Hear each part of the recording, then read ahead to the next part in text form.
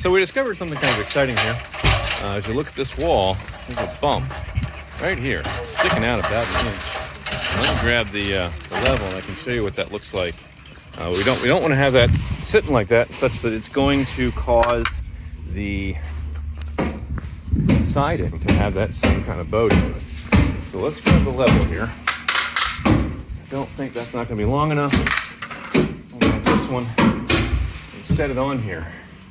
And you can see that we've got a 1 inch gap between the level and that stud. That's how far out it is. So we're going to cut some kerfs in here and we're going to straighten this back out. And hopefully that's going to fix everything inside. We'll see how that plays out. We'll show you that on the next piece. So we're able to solve this. Got it nice and flat here. We'll take you inside, show you what that looks like.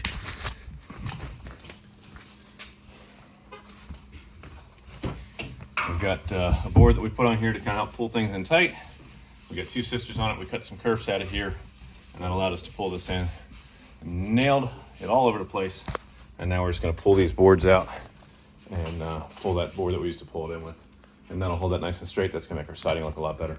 And on one hand, could we have left it? Yeah, we could have, but then you're going to have that hump in your siding, and I'd really like to see this nice and straight.